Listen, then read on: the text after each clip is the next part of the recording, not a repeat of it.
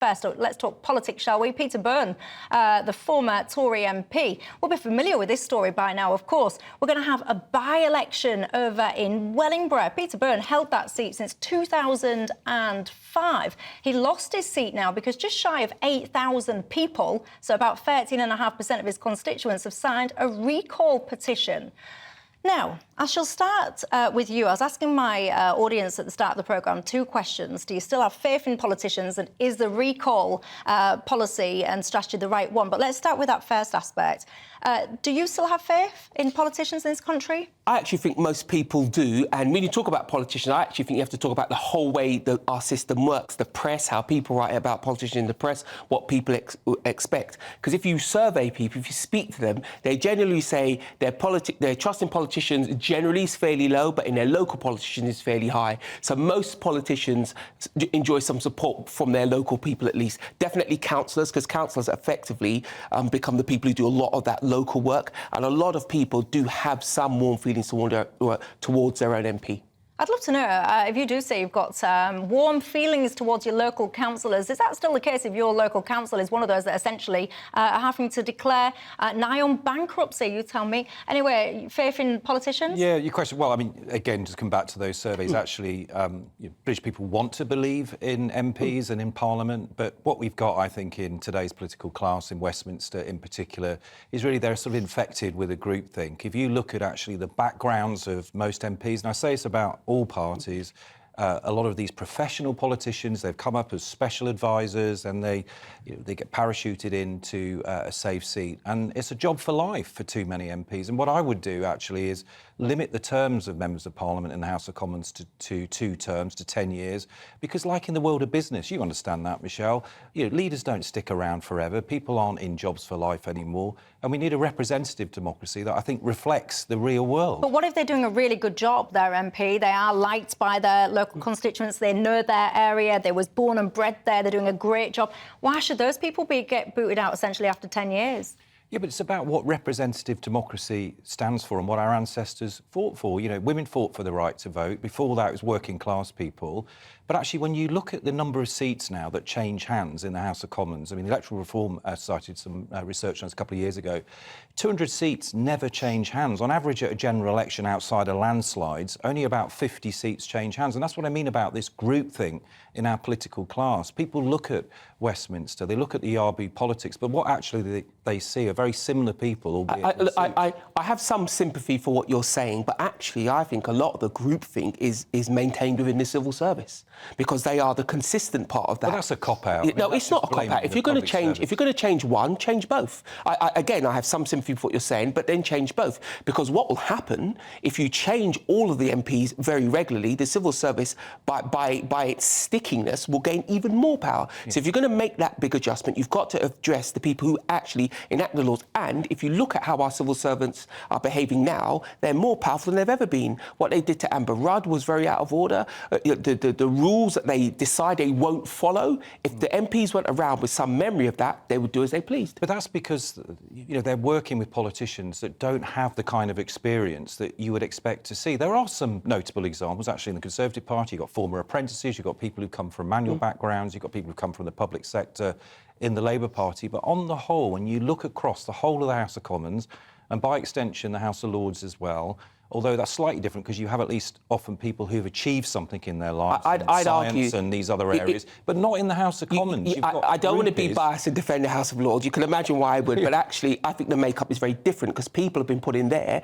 for things they have done. So I'd argue the makeup's very different. But I go back to my point, if you're going to change one part of the system, you'd have to change it all. Our civil servants have demonstrated, without a firm hand, they become the third political party. Yeah, but my point is the reason why I think a lot of British people have lost faith with this idea of living in a representative democracy is because they look at Rishi Sunak's cabinet. 65% went to private school. That's only 7% of the average population go to independent schools, and 45% went to just 2 universities. How is that representative of the British people? We're being led. So where's the problem coming from then? Because anyone essentially can say, right, either I'm going to run myself as an independent or I'm going to try and be a candidate for one of the parties. So where is this breakdown coming from? In then? the selection surely people process. must be Is that where it is in your mind? It's in the selection process. Who gets selected and why they get selected is the real problem.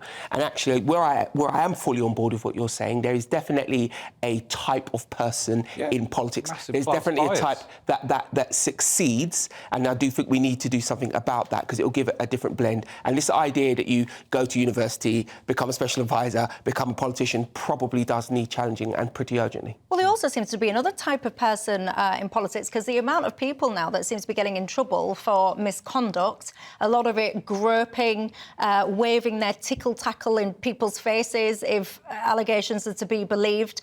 Well, what's going on? Are we attracting the wrong kind? Are people in this job and think that somehow they can get away with doing whatever? There's two things I'd say. I think maybe it attracts a certain type of person, and when you walk around, there's a power imbalance there. I remember when I first was brought into law, you have to do this training about, being respectful of people and what the power balance is. And the other point I would make is if you scrutinise... Hang on, rewind. What kind of training? So there's a training course for people in the House of Lords to respect the power balance? No, to make sure you're aware of it and that you don't abuse it. Because if you're an MP or a peer, immediately you're in a position of power and trust. And I think it's fairly new. Obviously, I haven't been there that long. And they want to make sure that people respect it and understand it and work appropriately with that in mind. What kind of things go on in that training course?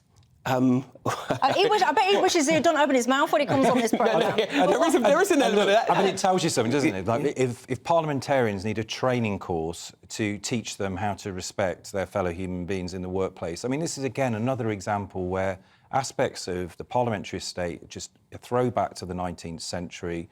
And the fact that, for example, those people who work for MPs, they work for MPs and parliamentarians as the employer. They don't even work for Parliament as the employer. And I think one of the innovations that we could make, actually, is that people who work for MPs should be actually a bit like the civil service, part of the Crown estate. They should actually be part of the parliamentary estate. I could probably agree with that, but there's one thing I'd add to this. The level of scrutiny that you get in the public arena, correctly, if you put that on any industry, you'd get much the same result, I believe. Nobody gets looked at in anything like the detail. It's not an excuse, it's just a fact. And I bet, actually, there's a lot of good, decent people that have achieved enormous amount of stuff in society or in business or whatever that wouldn't go a million miles of running for office because they might have some skeletons in their past closets or whatever, and I think you perhaps lose a lot of people for that. But very quickly, the second part of the question, in terms of the recall process, so Peter Byrne, what he's basically saying, he did a tweet and said, so 13.2% of the electorate basically signed the petition for a by-election. He's saying 68,897 people chose not to sign the petition, which represents 86.8% of the electorate. So he's basically suggesting that 86% odd didn't want to remove him from office. So why, therefore, essentially, should there be that by-election? Is the process wrong?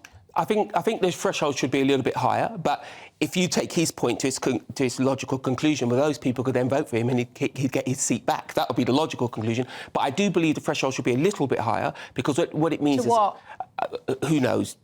12%, 30%, who knows? But the point is, it means a small group of organised people maliciously could remove an MP, which would be anti-democratic. So I think we need to combat that. 10%'s the right threshold. We should remember that prior to 2015, it was impossible to recall your MP or fire your MP. So I think that's actually genuinely an innovation in our democracy. At the end of the day, his constituents are the boss. He's failed in his behaviour as an MP.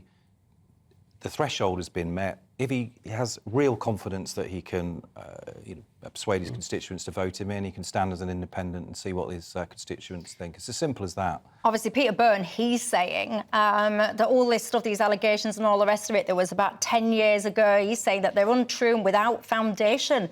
He says everyone is going to have more to say on these matters in the new year. So we'll wait with bated breath for that one then, shall we?